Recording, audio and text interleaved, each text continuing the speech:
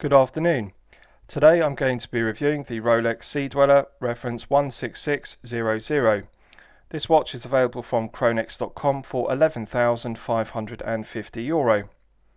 You can purchase the watch from Chronex.com online or alternatively in person at the boutiques.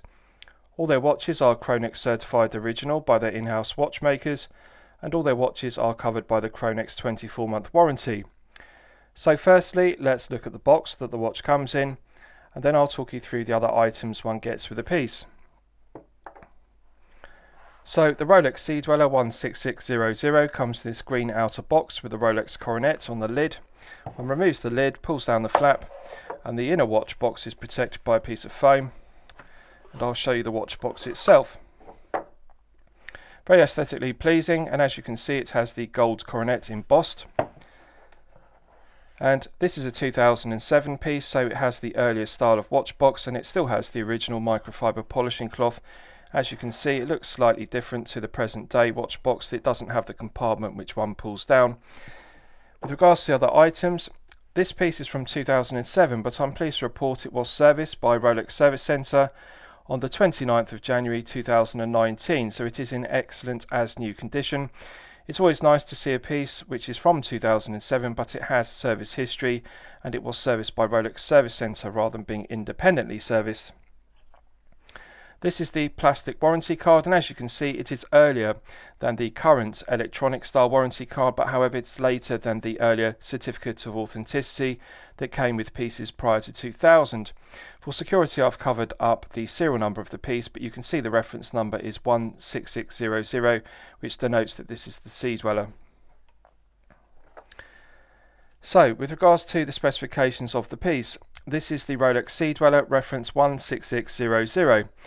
The 16600 was produced from 1988 and then discontinued in 2008. So as this is a 2007 piece, it's one of the later versions, and it really does represent the very best of what Rolex was producing in 2007. 40mm case diameter. It has a 47.5mm lug-to-lug measurement, a thickness of 14.7mm, and a lug width of 20mm. The Oyster bracelet tapers from 20mm at the lugs down to the Oyster lock clasp, as you can see, and it has the coronet embossed. So this predates the use of the glide lock, and as you can see it has plenty of micro adjustment holes. I'm often critical in reviews of clasps only having 3 micro adjustment holes, but as you can see this Sea Dweller doesn't have that problem. It has 4 micro adjustment holes. It has a diver's extension link to the clasp, which I have deployed to show you. As you can see, the diver's extension link is milled stainless steel, but also it has a pressed metal section, as you can see, because it predates the use of the glide lock. Now I'll show you the interior. So as you can see, in 2007 Rolex was still using pressed metal clasp. Now by today's standards one would consider this to be a negative because the glide lock is clearly superior. In 2010 Rolex introduced the glide lock to replace the Oyster lock clasp, and it was a notable improvement. As you can see, by today's standard this pressed metal Rolex clasp really does feel poor quality in comparison to the glide lock, and also the glide lock mechanism is superior to this diver's extension link, as you can see. But it does snap very crisply into the body of the clasp, which has 4 micro adjustment holes, and this was the style of clasp that Rolex were using in 2007. So visually it looks very similar to the 16610 Submariner date, but there are some notable differences between the Sea Dweller and the 16610 Submariner date. The most notable visual difference is the lack of a Cyclops magnifier, which is an iconic aspect of the 16600 Sea Dweller. This is an iconic purist Rolex collector's piece, and it's one of my personal favourites. Now the thing to note is it is significantly thicker than a Submariner date 16610. It has a thicker sapphire crystal, as you can see, and I like the projection of the lip of the sapphire crystal, which projects above the aluminium bezel inserts. It also has a thicker case back, as you can see, compared to the Submariner date. Now I'll explain the reason for that. The Submariner date 16610 has 300 meters of water resistance, But this Sea Dweller 16600 is superior specification. It has 1,220 meters of water resistance. So in order to be able to withstand that additional pressure, it has a thicker sapphire crystal and also a thicker screw down case back. The other notable difference is that it has in the left hand flank a recessed helium escape valve, as you can see, which is an iconic feature of the Sea Dweller.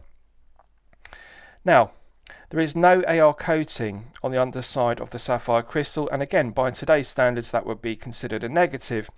The current Sea Dweller does have AR coating on the underside, and that was a notable improvement. As you can see, when I tilt the piece in the light at an oblique angle, it does have a lot of glare and a lot of reflection due to the lack of AR coating.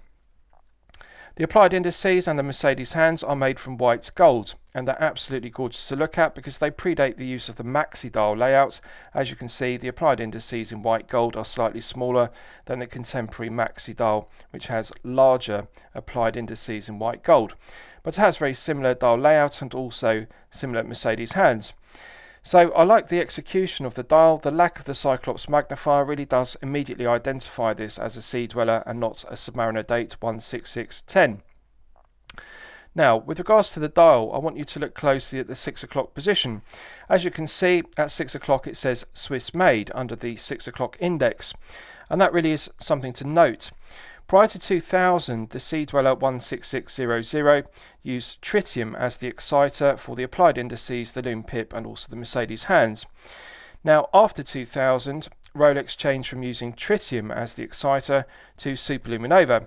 So this piece is 2007 and therefore it uses superluminova rather than the earlier tritium. It predates the use of chromolite, which is used on contemporary Rolex pieces.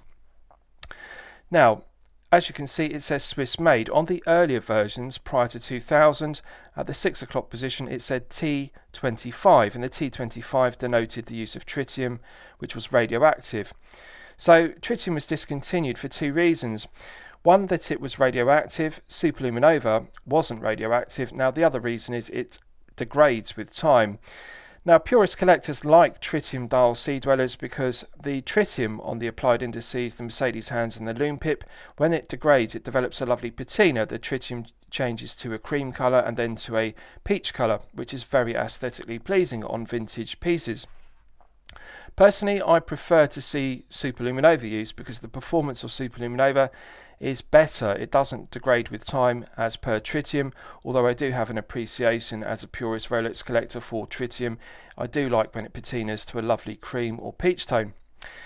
Now, with regards to the bezel, it's got sharp scallops to the teeth and it feels noticeably sharper than the current Sea Dweller and also the Submariner date. 120 click unidirectional bezel, so let's test the bezel action. Now, as this piece was serviced in 2019, I can tell you the bezel action feels like brand new. This feels like a brand new 2007 new old stock Sea Dweller.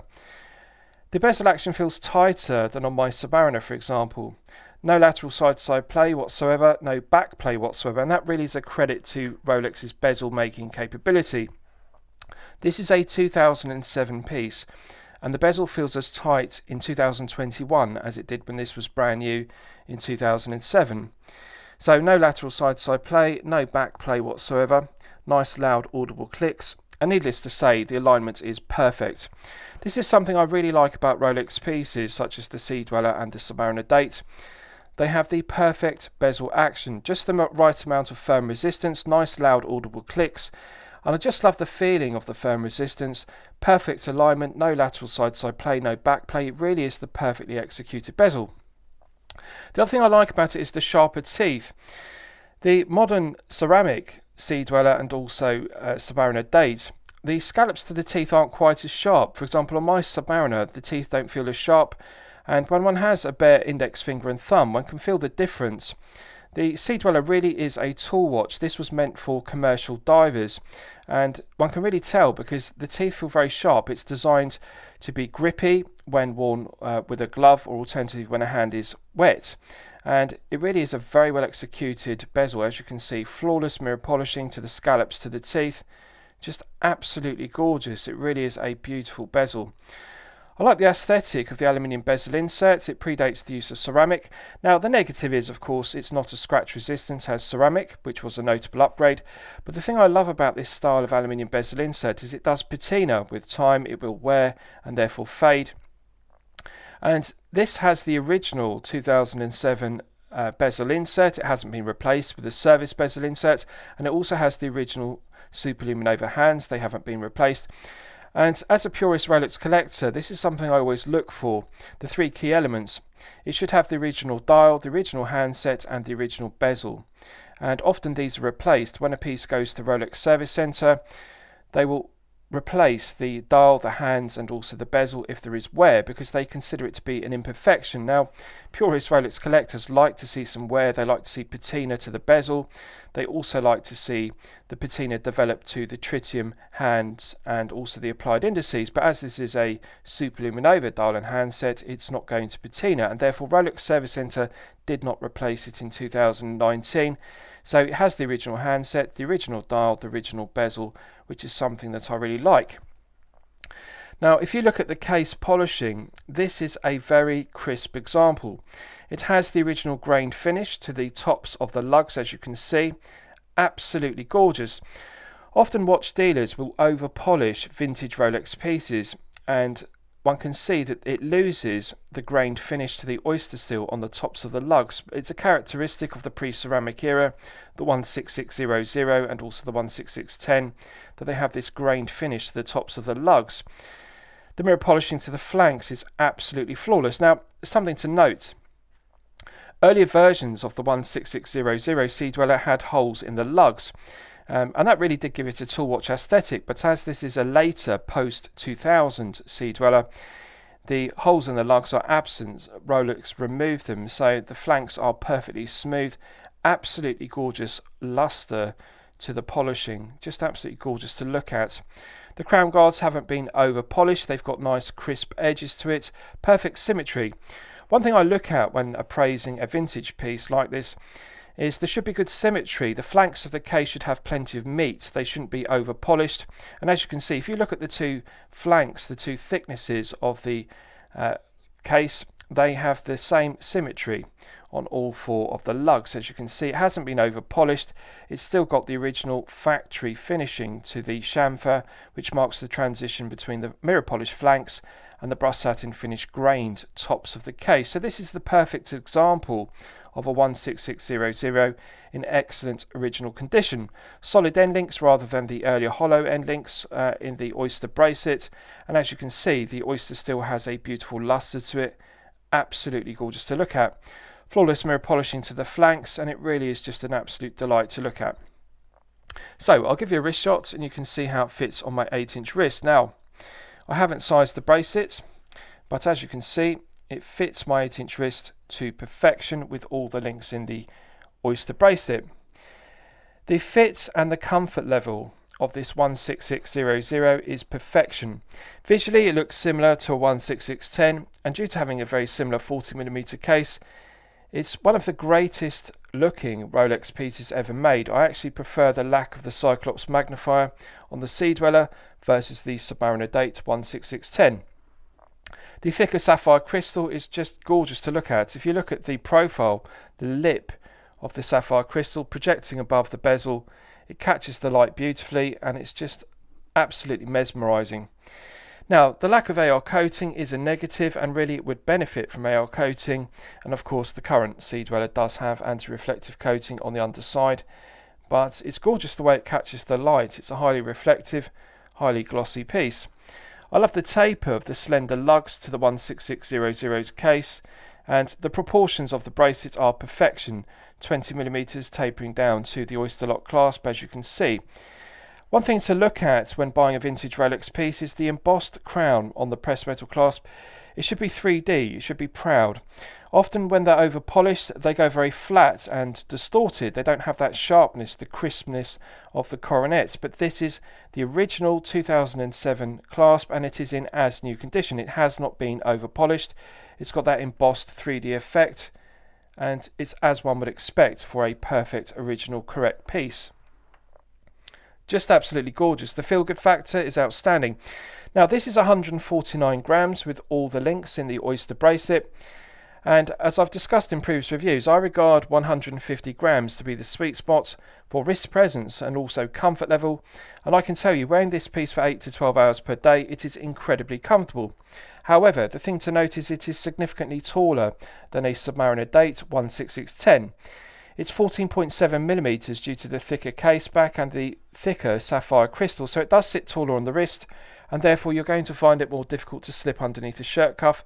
If you wear business shirts, it's not going to slide underneath the shirt cuff as easily as a Submariner Date 16610, which is 13 millimeters. Just an incredible piece, one of my personal favourites. So let's do a lume test and we'll see how the lume performs. So as I've discussed, earlier versions of the 16600 prior to 2000 used tritium as the exciter, but this is a 2007 piece and therefore it uses superluminova. So it predates the use of chromolite, which glows green. The superluminova used on the dial, hands and also the lume pip glow green rather than blue as per chromolite. Right, so that's now fully charged, and as you can see, it has not disappointed. This is something I absolutely love about vintage Rolex pieces, both with tritium dials and also with superluminova. They have the characteristic green tone of superluminova, as you can see. Now bear in mind that this is the original dial and handset and also the original lume pip in the bezel from 2007, and it is still performing to outstanding performance even in 2021.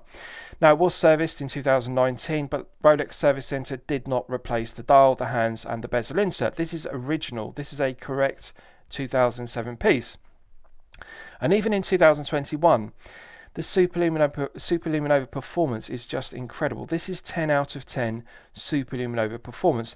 It doesn't have the maxi dial, so therefore the applied indices, which are white gold, aren't as large. They don't allow for the large plot of lume which current maxi dial versions of the Sea Dweller have.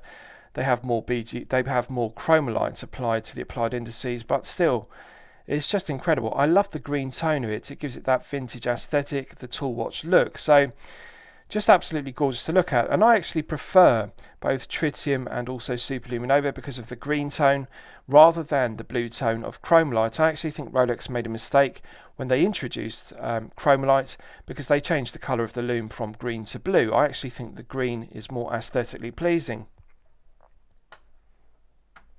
Right, so let's discuss the movement used because it's one of my favourite aspects of this piece and it's reason alone to purchase a Sea Dweller. It uses the calibre 3135, which is one of my personal favourite Rolex calibers. It's one of the greatest calibers that Rolex have ever made. Reliable, well proven, the 3135 is one of the most durable and globally respected Rolex calibers. 31 joules, it runs at 28,800 vibrations per hour at a frequency of 4 Hz. It has hand winding and hacking and a 48-hour power reserve. It's a superlative chronometer. The stated accuracy is -2 to +2 seconds per day, certified by COSC and also certified by Rolex themselves after casing to within chronometer limits. So I'm pleased to report that this one was serviced in 2019 and it's running at +1 second per day. So perfect accuracy. It also benefits from having a parachrome blue hairspring, which is paramagnetic, so this is a highly anti-magnetic movement. The 3135 was used in many Rolex pieces over the years, including the Rolex Submariner Date. So the perfect movement for the Sea Dweller 16600, it is a movement without any negatives whatsoever. Right, so let's test the crown action. Coin edge finished, signed with the Rolex coronet embossed, as you can see. The 3 dots underneath the coronet denote that this is a trip lock crown, but however, this is the thing to note. The Submariner Date 16610 also has a trip lock crown, but that only provides an effective hermetic seal to 300 meters. The specification of the Sea Dweller 16600 is superior to the Submariner Date 16610 because the trip lock crown on this Sea Dweller provides an effective hermetic seal to 1220 meters, which is just incredible. So let's test the action. Absolutely silky smooth. This is perfection personified. You'll know from my previous reviews, I regard the Rolex Twin Lock and also the Rolex Trip Lock crowns to be the very best in the world. No one does it better than Rolex. It's one of my favourite aspects of the Rolex Submariner, Submariner Date and also Sea Dweller. Silky smooth. The caliber 3135 has a characteristic pop which pushes the winding stem out of the caliber. Absolutely gorgeous. It just feels silky smooth. So in the first position, it's the manual wind position. And one can manually wind the caliber 3135 to top it up to its maximum 48-hour power reserve. Absolute pleasure to feel the tension building up in the mainspring to its maximum 48 hours. Pulling it out to the first click position is the quick set date complication position. As you can see, the quick set complication works as one would expect. Now, the lack of the Cyclops magnifier, I don't regard it to be detrimental because it has a white date wheel with large black Arabic numerals, so it is clearly legible even though it doesn't have the 2.5 times magnification of the Cyclops magnifier. Quick set complication works perfectly. Pulling it out to the second click position is the time setting position. Silky smooth. One can feel the resistance in the caliber 3135. It's something I really like about it. The caliber 3135 just has that silky smooth feeling to it, but one can also feel the gearing, one can feel the resistance of it, so it feels very tight. And I can actually tell that this was serviced in 2019, 3 years ago, because it feels like a brand new caliber 3135. I've owned several Rolex pieces over the years with the caliber 3135. For example, I owned a 16610 which used that caliber. I also owned the 116610LN which used the caliber 3135 too. So I've become very familiar over the last 23 years of collecting of the caliber 3135, and one can always tell when they've been serviced when the movement is new because it has that tight feeling. When they are due for a service, for example, if a caliber 3135 hasn't been serviced for 10 years, they're supposed to be serviced every 5 years, they start to feel loose, and also one can feel the friction because the lubricant in the movement becomes dirty, it becomes contaminated with dirt, and also it loses its lubricative properties, so the gearing doesn't feel as silky smooth and it feels looser. So I like the feeling of this. One can tell it's been serviced in 2019. Pushing it back in has got a nice positive click. It really does feel brand new. It's absolutely gorgeous. So screwing it back down, immediate pickup between the internal thread of the trip lock crown and the external thread of the crown tube. It's just one of the most satisfying features of Rolex pieces, the trip lock crown. No one does it better. It's just absolutely gorgeous. 1,220 meters of hermetic seal is just incredible. So I'll show you the case back because it's another notable feature of the Sea Dweller versus the Submariner Date. Unusual for Rolex to engrave the case back because usually the case backs are sterile as per the Submariner and Submariner Date. The Milgauss is unusual in that they engrave the screw down case back, and also the Sea Dweller is unusual. As you can see, it's engraved with original gas escape valve, which refers to the helium escape valve in the left hand flank of the case. Rolex Oyster, and we have two coronets engraved, as you can see. Nice attention to detail. I would prefer Rolex to do this on all their models, including the Submariner and Submariner Date. I would like to see the case back engraved because it adds interest to an otherwise sterile case back, which is quite plain and boring to look at. The solid end links are a nice feature. Earlier versions of the Sea Dweller had hollow end links, so I like that this is a later 2007 piece and it has the solid end links and the lack of the holes in the lugs, as I've discussed. Now, as you can see, it's a high profile bubble case back. It's not flat and low profile as per the Submariner Date.